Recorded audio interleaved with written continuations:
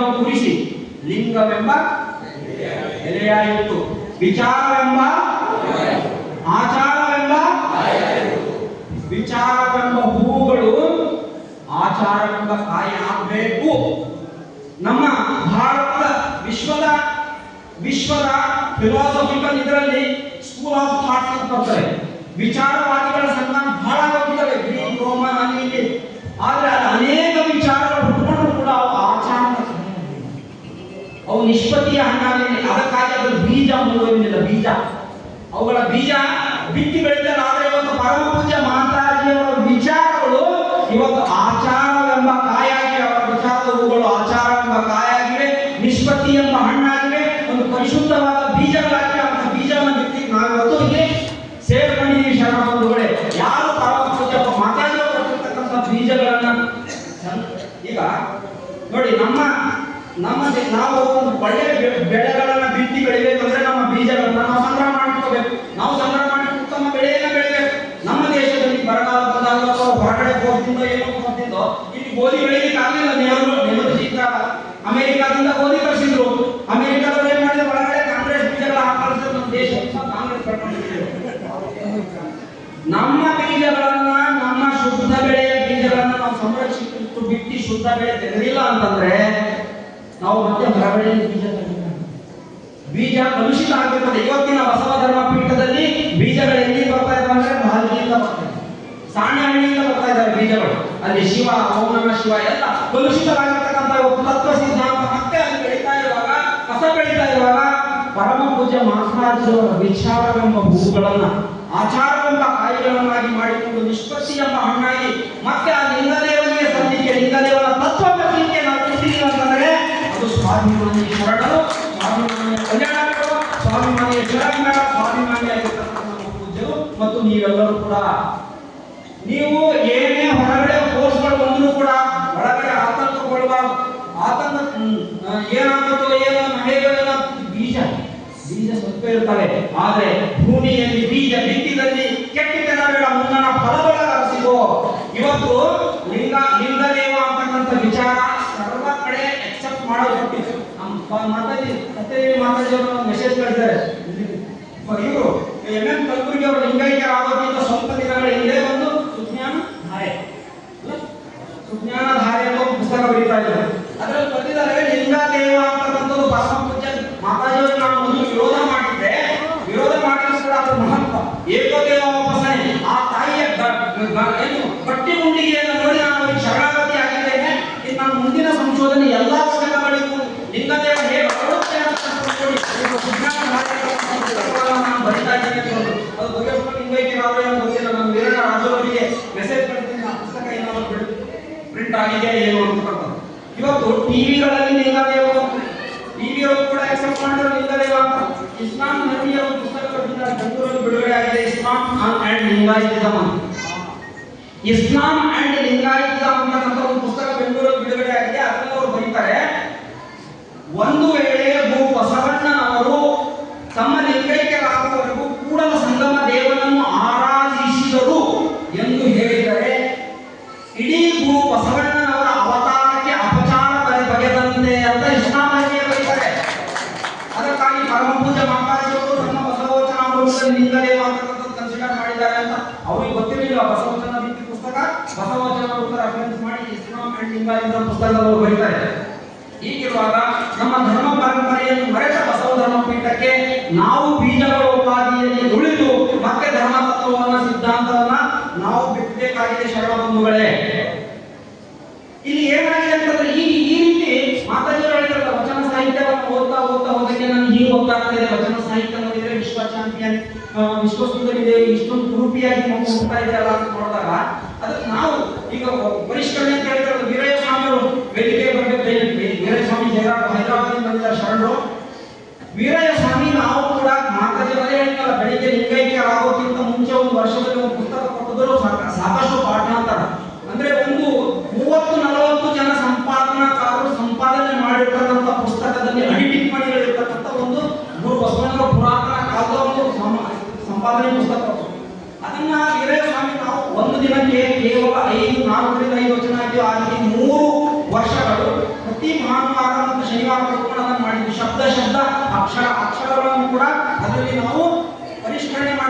ಶಾಸ್ತ್ರಗಳು 350 ವಚನಗಳ ಪರಿಷ್ಕರಣೆಯಾಗಿದೆ.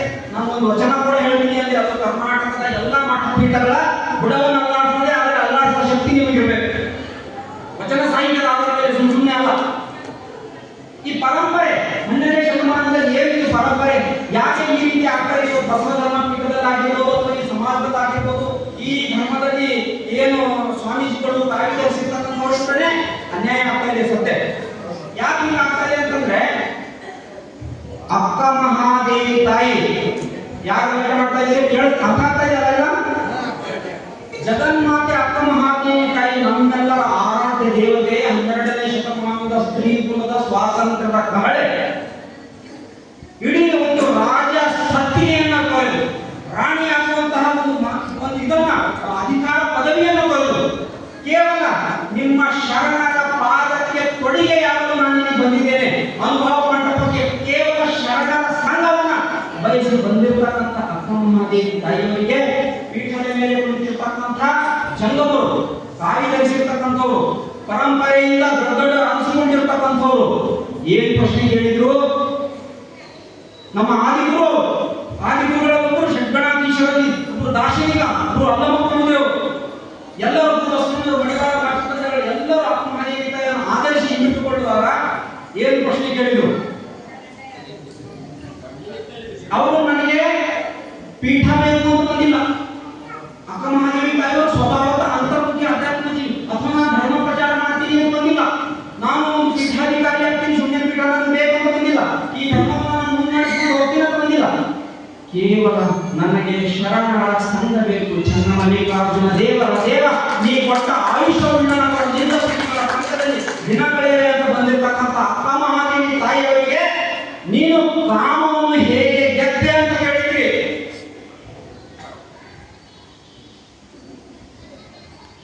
ಕಾಮವನ್ನು ನೀನು ಹೇಗೆ ಗೆದ್ದೆ ಅಂತ ಅಕ್ಕ ಮಹಾದೇವಿ ತಾಯಿಯವರಿಗೆ ಕೇಳಬೇಕಾದ್ರೆ, ಇವತ್ತು ಜಂಗಮ ದೀಕ್ಷೆಯನ್ನು ಕೊಡುವಾಗ, ಒಂದು ಧರ್ಮಪೀಠದ ಉತ್ತರಾಧಿಕಾರಿಯನ್ನು ಮಾಡುವಾಗ, ಒಬ್ಬ ಅನಾಥನಿಗೆ ಅಲೆದಾಡಿ ಒಂದು ಬೀದಿಯಲ್ಲಿ ಬಂದಿರತಕ್ಕಂಥ ಒಬ್ಬ ಕೆಟ್ಟ ಶಬ್ದಗಳು ಬಳಸಬಾರದು, ಏನು ಅಜ್ಞಾನ, ಅಹಂಕಾರ, ಅಕ್ಷರ ಜ್ಞಾನವಿಲ್ಲ, ವಿದ್ಯೆ ಇಲ್ಲ, ಬುದ್ಧಿ ಇಲ್ಲ, ಒಂದು ಸಮಾಜದ ಸಂಸ್ಕಾರ ಇಲ್ಲ ಅಂತ ವ್ಯಕ್ತಿ ಅಲೆದಾಡಿ ಬಂದಾಗ ನಮಗೆ ನೀವು ಜಂಗಮ ದೀಕ್ಷೆ ಕೊಡು ಅಂತ ಕೇಳಿದಾಗ ನೀವು ಕೇಳಿದ್ರ?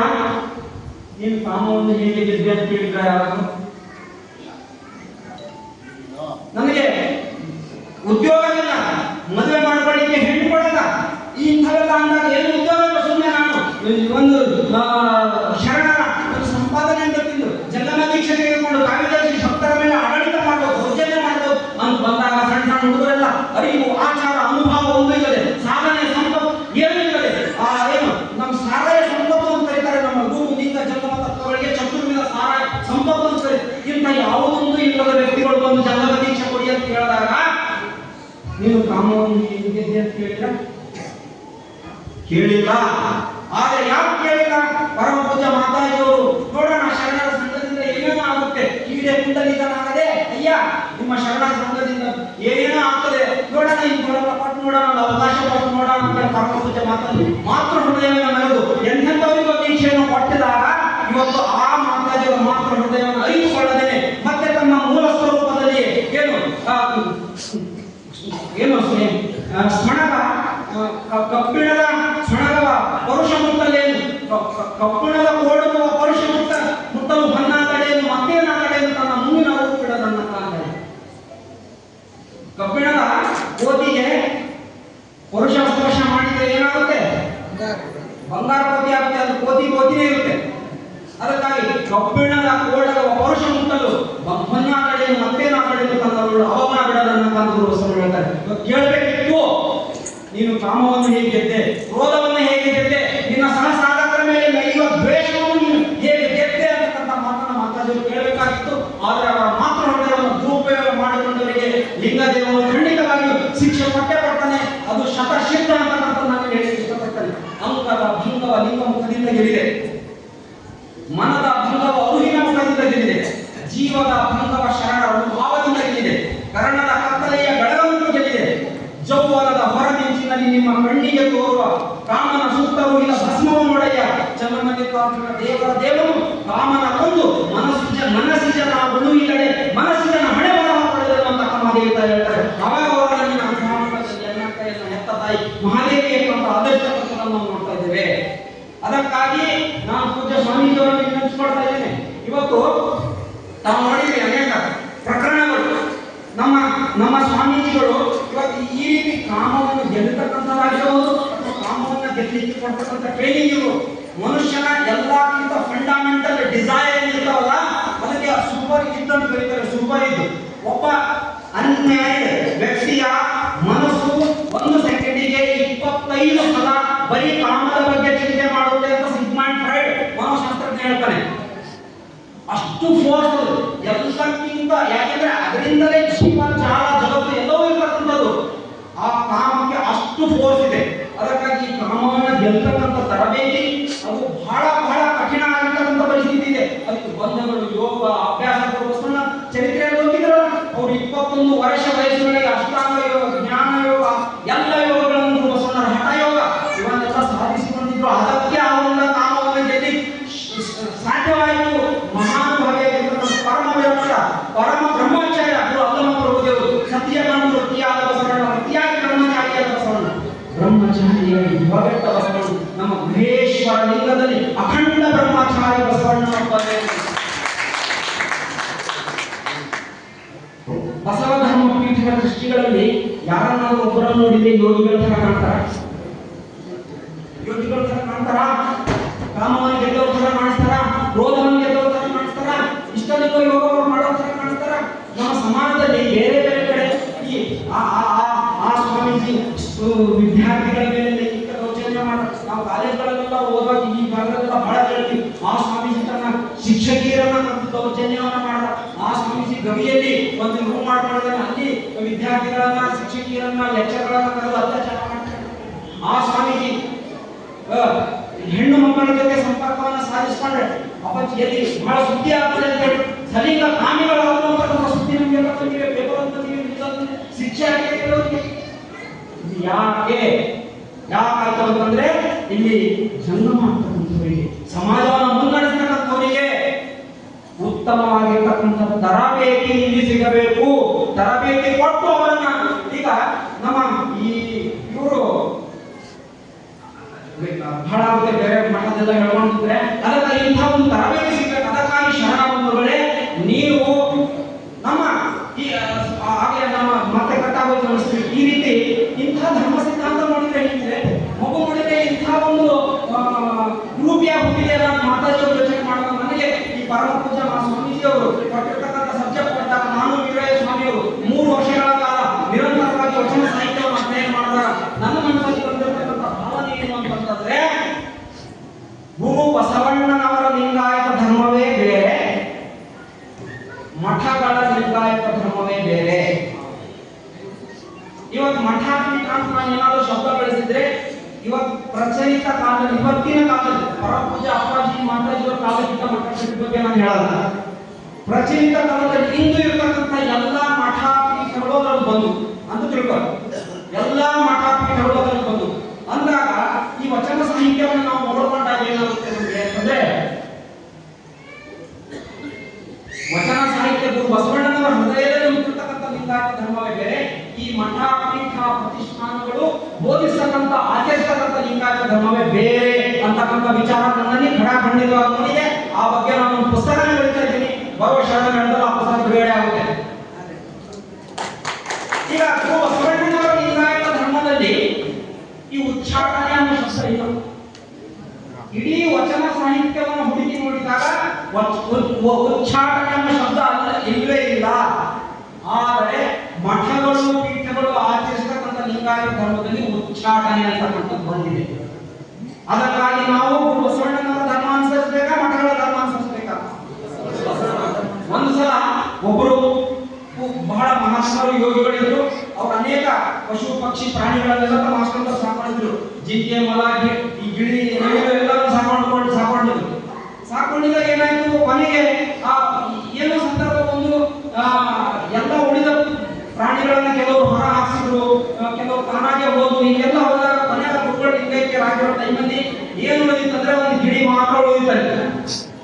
ಗಿಳಿ ಮಾತ್ರ ಉಳಿತು. ಆ ಗಿಳಿಗೆ ಗುರುಗಳು ತುಂಬಾ ಚೆನ್ನಾಗಿ ಇಡೀ ಪ್ರವಚನವನ್ನು ಒಂದು ತಿಂಗಳು ಮಾಡೋಷ್ಟು ಪ್ರವಚನ ಎಲ್ಲ ಚೆನ್ನಾಗಿ ಬಾಯ್ಪಾಠ ಮಾಡಿಸಿದ್ರು. ಬಾಯ್ಪಾಠ ಮಾಡಿದಾಗ ಪರೀಕ್ಷೆನೂ ಮಾಡಿದ್ರು. ಅವ್ರದ್ದು ಚೆನ್ನಾಗಿ ಹೇಳುತ್ತೆ, ಓಕೆ ನಾನು ಏನೇನು ಹೇಳಿದ್ದೀನಿ ಎಲ್ಲ ಪ್ರವಚನ ಎಲ್ಲ ಚೆನ್ನಾಗಿ ಹೇಳುತ್ತೆ ಅಂತ ಅಂದಾಗ ಇದನ್ನೇ ಗಿಳಿಯನ್ನೇ ಪೀಠಾಧಿಕಾರಿ ಮಾಡೋಣ ಅಂತ ಪೀಠಾಧಿಕಾರಿ ಮಾಡಿಬಿಟ್ರು. ಪೀಠಾಧಿಕಾರಿ ಮಾಡಿದ ಮೇಲೆ 3 ವರ್ಷಗಳ ಕಾಲ 4 ವರ್ಷಗಳ ಕಾಲ ಗಿಳಿ ಚೆನ್ನಾಗಿ ಪೀಠವನ್ನು ನಡೆಸ್ಕೊಂಡು ಹೋಯ್ತು. ಯಾಕಂದ್ರೆ ಪರಮ ಪೂಜ್ಯ ಅವರು ಹೇಳಿರ್ತಕ್ಕಂಥ ಎಲ್ಲ ವಿಚಾರವನ್ನು ಶಾಸ್ತ್ರಪದೇ ಕರೆಕ್ಟ್ ಆಗಿ ಎಲ್ಲ ಕಡೆ ಹೇಳ್ತಾ ಎಲ್ಲ ಕಡೆ ಬೇಷ್ ಅನ್ಸ್ಕೊಳ್ತಾ ಇತ್ತು. ಅವಾಗ ಕೆಲವೊಂದು ವಿಚಾರ ಹೋಗ್ತಾ ಇದ್ದೀನಿ. ನಾನೇ 10ನೇ ಕ್ಲಾಸ್ ಇರುವಾಗ ಓದಿರ್ತಕ್ಕಂಥ ಪ್ರಶ್ನೆ ಆನ್ಸರ್ ಎಲ್ಲ ಬಾಯ್ಪಾಟ್ ಮಾಡಿದ್ದೆ. ಒಂದು ನೆನಪಿಲ್ಲ ಇವಾಗ. ಕಾಲೇಜಿನಿಂದ ನಾವು ಬೇರೆ ಕೆಲವು 10ನೇ ಓದಿರ್ತಕ್ಕಂಥ ವಿರುದ್ಧವಾದ ತತ್ವ ಸಿದ್ಧಾಂತ ಇಂಜಿನಿಯರ್ ಬಂದಾಗ ಓದಿದಾಗ ನೀವು ಬಾಯ್ಪಾಟ್ ಮಾಡಿದೆ ಅವೆಲ್ಲ ಮರ್ತೋಯ್ತು. ಹಿಂಗೆ ಮರ್ತೋದಾಗ ಕೆಲವರೆಲ್ಲ ಸುತ್ತಮುತ್ತಲವ್ರು ನೋಡಿದ್ರು. ನೋಡಿ ಏನ್ ಮಾಡಿದ್ರು, ಓ ಈ ಗಿಳಿ ಸ್ವಯಂ ಜ್ಞಾನದಿಂದ ಹೇಳ್ತಾ ಇಲ್ಲ, ಪಾಠ ಮಾಡಿರ್ತಕ್ಕಂಥದ್ದು ಹೇಳ್ತಾ ಇದೆ. ನಾವೊಂದು ಪ್ರಯತ್ನ ಮಾಡಿ ನೋಡೋಣ, ಬೇರೆ ಏನಾದರೂ ಪಾಠ ಮಾಡಿಸಿದ್ರೆ ನಾವು ಹೇಳುದು ಅಂತ ಹೇಳ್ಬಿಟ್ಟು ಅದಕ್ಕೆ ಪಾಠ ಕೆಲವೊಂದು ಒಳಗಡೆಯಿಂದ ಆ ಮಾತಾಡಿ ಪರಮ ಪೂಜೆಗಳು ನಾವು ಹೇಳುವಾಗ ಇಂಥ ಕಡೆ ನೀವು ಹೋಗಬೇಡ, ಅವ್ರ ಸಂಘ ಮಾಡಬೇಡ, ವ್ಯಕ್ತಿ ಸಂಘ ಎಲ್ಲ ಮಾಡಬೇಡ ಅಂತ ಹೇಳಿ ಹೋಗಿದ್ರು. ಹೇಳಿ ಹೋದಾಗ ಆ ಗಿಳಿಗೆ ಕ್ಯೂರಿಯಾಸಿಟಿ, ನೋಡೋಣ ವ್ಯಕ್ತಿ ಸಂಘ ಏನಿರುತ್ತೋ ಮಾಡೋಣ ಅಂತ ಹೇಳ್ಬಿಟ್ಟು ಒಂದ್ಸಲ ಕತ್ತು ಎಲ್ಲ ಭಕ್ತರನ್ನು ಕಾಯ್ಲಿಕ್ಕಿದ್ರು ಕೂಡ ಕಣ್ಣು ಮುಚ್ಚಿ ತಪ್ಪಿಸಿ ಹೋಗಿ ವ್ಯಕ್ತಿ ಸಂಘ ಮಾಡ್ತಾರ. ಬೆಕ್ಕಳೇನು ಮಾಡಿದ್ವು, ಹೋಗಿ ಗಿಳಿ ಪಾಠ ಇದೆ, ಸ್ವಯಂ ಜ್ಞಾನ ಇಲ್ಲ, ನಾವು ಟ್ರೈ ಮಾಡೋಣ, ಉಚ್ಚಾಟನೆ ಉಚ್ಚಾಟನೆ ಉಚ್ಚಾಟನೆ ಶಬ್ದ ಕೇಳೋಣ ಅಂತ ಹೇಳ್ಬಿಟ್ರು. ಅದಕ್ಕಾಗಿ ಅದನ್ನ ಬಾಯ್ಪಾಟ್ ಮಾಡಿಸಿದ್ರು. ಬಾಯ್ಪಾಟ್ ಮಾಡಿಸಿದಾಗ ಆಗಿನ ಸ್ವಯಂ ಜ್ಞಾನ ಇಲ್ಲ, ಯಾರು ಏನ್ ಪಾಠ ಮಾಡ್ತಾರೆ ಯಾರು ಮೊದಲು ಹೇಳಿರೋದು ಗುರುಗಳು ಆಗ 4 ವರ್ಷ ಬರ್ತಾಯಿತ್ತು. ಉಚ್ಚಾಟನೆ ಬೇರೆಯವ್ರು ಬಾಯ್ಪಾಠ ಮಾಡಿದ ತಕ್ಷಣ ಉಚ್ಚಾರಣೆ ಉಚ್ಚಾಟನೆ ಭಕ್ತರನ್ನ ಉಚ್ಚಾಟನೆ ಅಂತ ಹೇಳ್ಬಿಟ್ಟು ಅದನ್ನ ಇವಾಗ ಕಾನೂನಾತ್ಮಕವಾಗಿ ಮಾಡಿಬಿಟ್ಟು ಪರಮ ಪೂಜ್ಯ ಮಹಾರಾಜರು ಈ ಒಂದು ರಾಷ್ಟ್ರೀಯ ಬಸವದಳ ಸಂಘಟನೆಯನ್ನ ಭಾವನಾತ್ಮಕವಾಗಿ ಕಟ್ಟಿದ್ದಾರೆ, ಭಕ್ತಿಯ ತಳಹದಿಯಲ್ಲಿ ಕಟ್ಟಿದ್ದಾರೆ. ಇದನ್ನು ಕಾನೂನಾತ್ಮಕವಾಗಿ ಕಟ್ಟಿಲ್ಲ. ನಾವು ಅನೇಕ ಜನರು ನಾವು ಯಾರು ಎಲ್ಲರೂ ರಾಷ್ಟ್ರೀಯ ಬಸವದಳದ ಸದಸ್ಯತ್ವದ ಅರ್ಜಿ ತುಂಬಿದೀವಾ? ಯಾರು ತುಂಬಿದೀವಾ? ಎಲ್ಲರೂ ಒಂದು ಸಂಖ್ಯೆಯನ್ನು ತುಂಬಿದ್ದಾರೆ. ಸ್ವಾಮೀಜಿ ಎಷ್ಟು ಜನ ತುಂಬಿದ್ದೀವಿ ನಾವು ರಾಷ್ಟ್ರೀಯ ಬಸವದಳ ಕಾನೂನು? ಯಾರು ಅರ್ಜಿ ತುಂಬಿಲ್ಲ ಅಂತಂದಾಗ ನಾವೆಲ್ಲರೂ ರಾಷ್ಟ್ರೀಯ ಬಸವದಳ ಸದಸ್ಯರು. ಏನಾದ್ರು ಹೋರಾಟ ಮಾಡಿದಾಗ ರಾಷ್ಟ್ರೀಯ ಬಸವದಳ ಹೋಗ್ತೀವಿ ಅಂದ್ರೆ ಹೆಂಗ್ ಹೋಗ್ತೀವಿ? ಭಾವನಾತ್ಮಕವಾದ ಸಂಬಂಧ, ಭಕ್ತಿಯ ಸಂಬಂಧದಿಂದ ನಾವು ಹೋಗ್ತೀವಿ ಅಂದಾಗ ಭಕ್ತಿಯ ಸಂಬಂಧ ಭಾವನಾತ್ಮಕ ಸಂಬಂಧವನ್ನು ಕಾನೂನಾತ್ಮಕವಾದ ಕಟ್ಟಳೆಯಿಂದ ಸರಿ ಮಾಡಿ ಬರಲ್ಲ, ಕೂಡಿಸಿ ಬರಲ್ಲ, ಒಳಲಿಕ್ಕೂ ಬರಲ್ಲ, ಬಾಯ್ಪಾಠದಿಂದ ಮಾತ್ರ ಮಾಡಿ ಬರುತ್ತೆ. ಅದಕ್ಕಾಗಿ ಇದು ನಮ್ಮ 12ನೇ ಶತಮಾನದಲ್ಲಿ ನಡೆದಿರ್ತಕ್ಕಂಥ ತಪ್ಪು. ಗುರು ಬಸವಣ್ಣನವರ ಲಿಂಗಾಯತ ಧರ್ಮ ಹೇಗಿತ್ತು? ಚಂದ್ರನು ಅಮೃತ ಕಳಾಧರನಾದರೇನು, ಒಳಗಣ ಕಳಕಡನಾಕ, ಸೂರ್ಯನು ಮಹಾಪ್ರಕಾಶನಾದರೇನು, ಅಸ್ತಮಾನಕ್ಕೆ ಅಸ್ತಂಗತನೆಂಬ ಹೀನ ಬಿಡಲಂಗ, ಆನು ನಿಮ್ಮ ಕೃಪೆಯ ಪಡೆದು ಫಲವೇನಯ್ಯ, ನಿಮ್ಮ ಶರಣರು ಎನ್ನ ಮೇಲೆ ಮುನಿಸಿ ಹೋದ ಬಳಿಕ. ದಯವಿಟ್ಟು ಕೇಳಿ, ಲಿಂಗದೇವಯ್ಯ ನಿಮ್ಮ ಶರಣರ ಮನದಲ್ಲಿ ಎನ್ನ ಮೇಲೆ ಕರುಣಮುಖಿ ಗಮನ ಮಾಡಿಲ್ಲ. ಏನ್ ಹೇಳ್ತಾರೆ ಗುರು ಬಸವಣ್ಣವರು? ಆ ಚಂದ್ರ ಅಮೃತಗಳಾದ್ರೇನು, ಒಳಗೆ ಕಪ್ಪು ತಲೆಯಲ್ಲಿ ಏನ್ ಪ್ರಯೋಜನ? ಸೂರ್ಯ ಒಂದು ಪ್ರಕಾಶಮಾನ ಬಂದರೂ ಕೂಡ ಅವನು ಅಸ್ತಂಗತ ಆಗ್ತಾನೆ, ಕತ್ತಲಾಗುತ್ತೆ, ಏನ್ ಪ್ರಯೋಜನ? ಅದಕ್ಕೆ ನಾನು ಕೃಪೆ ಪಡ್ಕೊಂಡು ಏನ್ ಕಾರಣ? ನಿಮ್ಮ ಶರಣ ನನ್ನ ಮುಗಿಸ್ಕೊಂಡು ಹೋದಾದ್ರೆ ನನ್ನ ಫಲ ಏನು, ನನ್ನ ಜೀವನ ಎದಕ್ಕೆ ಅಂತ ಗುರು ಬಸವಣ್ಣ ಪಶ್ಚಾತ್ತಾಪ ಪಟ್ಟು ಮುನಿಸಿಕೊಂಡು ಹೋಗಿರ್ತಕ್ಕಂಥ ಹಿನ್ನಡಿ ಬ್ರಹ್ಮಯ್ಯನನ್ನ ಸುರುಳಿ ಪರ್ವ ಮಾಡಿ ಕರ್ಕೊಂಡು, ಅಯ್ಯ ನಿಮ್ಮ ಶರಣರ ಮುನಿಸು ನನಗೆ ಬಿಡಿಸಬಾರದ ಹೊಳಪು ಅಂತ ಹೇಳ್ಬಿಟ್ಟು ಅವರನ್ನ ಹೋಗಿ ಕರ್ಕೊಂಡು ಬರ್ತಾರೆ. ಜಜ್ಜನೆ ಜರಿದೇನು ಅಂತ ಕರ್ಕೊಂಡು ಬರ್ತಾರೆ ಅಂತ ಅಂದಾಗ ಇಲ್ಲಿ ಏನಿದೆ? ಮಠ ಪೀಠಗಳ ಕ್ರಮದಲ್ಲಿ ಏನಿದೆ? ಅಲ್ಲಿ ತಾನಾಗೆ ಬಿಟ್ಟು ಹೋದವರನ್ನ ಕೂಡ ಇಷ್ಟು ಒಂದು ಅಂಗಲಾಚಿ ಭಕ್ತಿ ಭಾವದಿಂದ ನಾನೊಬ್ಬನಿಗೆ ಬಿಟ್ಟನು. ಇಲ್ಲಿ ಇದನ್ನ ಬಹಳ ಮಿಸ್ಯೂಸ್ ಮಾಡ್ತಾರೆ ಬಸವಣ್ಣರು. ನಾನೊಬ್ಬನೇ ಭಕ್ತನು, ಉಳಿದವರೆಲ್ಲ ಲಿಂಗ ಜಂಗಮ ನೀನೇ ಅಯ್ಯ ಲಿಂಗ ದೇವ ಅಂತ ಅರ್ಥ ಏನು? ನಾನು ಭಕ್ತ, ನನ್ನ ಜೊತೆ ಎಲ್ಲರೂ ಕೂಡ ನನಗೆ ಪೂಜರು, ನನಗೆ ಗೌರವ ಆಗೋ, ಅವ್ರ ಜೊತೆ ನಾನು ಇರಬೇಕು, ಅವ್ರು ನನ್ನ ಜೊತೆ ಸದಾಕಾಲ ಇರಬೇಕು ಅನ್ನೋ ಭಾವಗಳು ಬಸವಣ್ಣರು.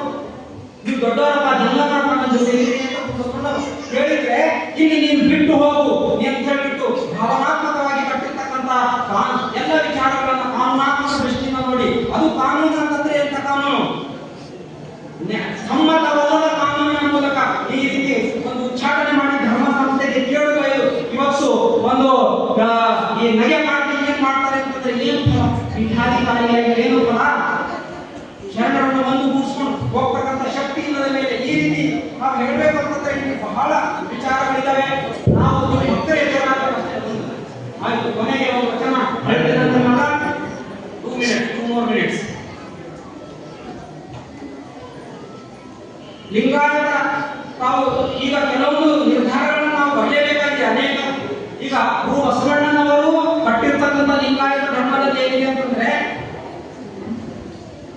ಎಲ್ಲರೂ ಎಲ್ಲರಿಗೆ ಪಾದಕ್ಕೆ ನಮಸ್ಕಾರ ಮಾಡಬೇಕು, ಎಲ್ಲರೂ ಎಲ್ಲರ ಪಾದ ಪೂಜೆ ಮಾಡಬೇಕು, ಎಲ್ಲರೂ ಎಲ್ಲರಿಗೂ ಶರಣಾರ್ಥಿ ಅನ್ಬೇಕು. ನೀವು ನನಗೆ ಪಾದಕ್ಕೆ ನಮಸ್ಕಾರ ಅಂದ್ರೆ ನಾನು ನಿಮ್ಮ ಪಾದಕ್ಕೆ ನಮಸ್ಕಾರ ಮಾಡ. ನಾನು ಹೇಳಿದ್ದಲ್ಲ, ನಾನು ಬರ್ತಾದ್ರೆ ನೀವು ಜಗಮ, ನೀವು ಬರ್ತಾದ್ರೆ ನಾನು ಜಗಮ. ನಾನು ಪೂಜೆಗೆ ಈಗ ಅವರು ಇಸ್ಲಾಂ ಧರ್ಮದಲ್ಲಿ ಏನಿದೆಯಲ್ಲ ಸಲಾಂ ಅಲೈಕುಂ ಅಸ್ಸಲಾಂ ಒಬ್ಬರಿಗೊಬ್ಬರು ಸಮಾನ ಭಾವನೆ ಆರಂಭಿಸಿಕೊಳ್ತಕ್ಕಂಥದ್ದು ಸಮಾನ ಇದೆ, ಸಮಾನತೆ ಸಮಬಳ ಅನ್ನೋದು. ಆದ್ರೆ ಗುರು ಬಸವಣ್ಣವರು ಬೋಧಿಸಿರ್ತಕ್ಕಂಥ ಲಿಂಗಾಯತ ಧರ್ಮದಲ್ಲಿ ಈ ರೀತಿ ಇದೆ. ಎಮ್ಮಪ್ಪ ಬಸವಣ್ಣ ಎಮ್ಮವೇ ನೀಲಮ್ಮ ಎಮ್ಮಯ್ಯ ಪ್ರಭುರಾಯ ಚನ್ನ ಬಸವ ಇನ್ನುಳಿದ ಶರಣರ ಚರಣಕ್ಕೆ ಶರಣರು ಧನ್ಯವಾದಗಳು ಅಂತ ಹೇಳ್ತಾರೆ. ಪರಮ ವಿರಕ್ತರಾಗಿರ್ತಕ್ಕಂಥ ಸಿದ್ದರಾಮೇಶ್ವರರು ಎಲ್ಲರ ಚರಣಕ್ಕೆ ಶರಣಾರ್ಥಿ ಅಂತಾರೆ, ಎಲ್ಲರೂ ಪಾದ ಪೂಜೆ ಮಾಡ್ತಾರೆ. ನಾವ್ಯಾಕೆ ಬರೀ ಕಾಡಿ ಯಾರಿಗಳ ಪಾದ ಪೂಜೆ ಮಾಡಬೇಕು? ನಾವ್ಯಾಕೆ ಬರೀ ಕಾಡಿ ದರ್ಶನದಲ್ಲಿರ್ತಕ್ಕಂಥವ್ರಿಗೆ ಕಾಣಿಕೆ ಕೊಡಬೇಕು? ಧರ್ಮಪೀಠ ಕಟ್ಟುವಾಗ ಭಕ್ತರೆಲ್ಲರೂ ಸೇರಿ ಕಾಣಿಕೆ ಕೊಟ್ಟು ಧರ್ಮಪೀಠ ಕೊಡಬೇಕು. ಎಲ್ಲಿ ಬಸವ ಮಂಟಪ ನಿರ್ಮಾಣ ಆಗ್ತದೆ, ಬಸವ ಮಂಟಪ ಧರ್ಮಪೀಠದಲ್ಲಿ ಅಪಾರವಾದ ಹಣ ಇದೆ. ನಾವು ಭಕ್ತರ ಒಂದು ನಿಯೋಗ ತೆಗೆದುಕೊಂಡು ಹೋಗಿ ಧರ್ಮಪೀಠ ಕಾಣಿಕೆ ಕೇಳಿ ಬಸವ ಮಂಟಪ ಕಟ್ಕೊಂಡು ಸ್ವಲ್ಪ ಸಹಾಯಧನ ಕೇಳಿದೆ ಅಂತ ನಾನು ಹೇಳಿದ್ರೆ ನನ್ನ ಮೇಲೆ ಹಲ್ಲೆ ಮಾಡ್ತೀನಿ ಅಂತಂದ್ರೆ ಧರ್ಮಪೀಠದವ್ರು ಯಾಕೆ ಬಸವ ಮಂಟಪ ಕಟ್ಕೊಳ್ಬೇಕು? ನಾವು ಧರ್ಮಪೀಠ ಕಟ್ಕೊಂಡಿದ್ದೀವಲ್ವ, ಅದು ಕೂಡ ನಮ್ದೇ ಅಲ್ವ ಅಂತಂದಾಗ ನೋಡಿ, ಅದಕ್ಕಾಗಿ ತಾವು ಜಾಗೃತಗೊಳ್ಬೇಕು. ಯಾರು ನಿಮ್ಮ ಪಾದಕ್ಕೆ ಶರಣಾರ್ಥಿ ಅಂತಾರೋ ನೀವು ಅವ್ರ ಪಾದ ಶರಣಾರ್ಥಿ, ಯಾರು ನಿಮ್ಮ ಬರೀ ಶರಣಾರ್ಥಿ ಅಂತಾರೆ ನೀವು ಅವ್ರಿಗೆ ಶರಣಾರ್ಥಿ. ಯಾರು ನಿಮ್ಮ ಪಾದ ಪೂಜೆ ಮಾಡ್ತಾರೆ, ಪೂಜ್ಯ ಸ್ವಾಮೀಜಿ ಅವರು ಧಾರವಾಡದಲ್ಲಿ ಪಾದೋದಕ ತತ್ವ ಹೇಳಿದಾಗ ಆಕ್ಚುಲಿ ಅವ್ರು ಯೋಚನೆ ಮಾಡಿದ್ರೆ ಅವ್ರಿಗೆ ಬೆನಿಫಿಟ್ ಇತ್ತು. ಈಗ ಸಾಣೆಹಳ್ಳಿ ಸ್ವಾಮಿಗಳು ಯಾರು ಪಾದೋದಕ ಹೋಗ್ತಾರೆ, ಯಾರು ಪಾದೋದಕ ಹೋಗ್ತಾರೆ? ಅರುಣೋದಕ ಅಂತಂದ್ರೆ ದಿನ ದಿನ ತಗೊಂಡವ್ರಿಗೆ ಬೆನಿಫಿಟ್ ಇತ್ತು. ಅವ್ರು ಯಾರಾದ್ರೂ ಪಾದೋದಕ ಹೋಗ್ತಾರ? ಸ್ವಾಮೀಜಿ ಅವರು ಹೇಳಿದಾಗ ಮುಕ್ತನ ಸೀರೆ ಒಪ್ಕೊಂಡ್ರೆ ಅವರಿಗೆ ಚೆನ್ನಾಗಿ ಅಷ್ಟಾವರಣದ ಒಂದು ತತ್ವ ಅವರ ಬಿಟ್ಬಿಟ್ಟು ನೋಡಿದೀನಿ. ಲಾಸ್ಟ್ ವಚನ ಹೇಳಿದಲ್ಲ, ಮಠಾಧೀಶಗಳ ಒಂದು ತಳದ ಅಳ್ಳಾಡ್ತೀನಿ ಎಲ್ಲ ರೆಡಿ ಆಗಿದೆ. ಎರಡೇ ದಿನ ಸ್ವಾಮೀಜಿ ಸಮಯ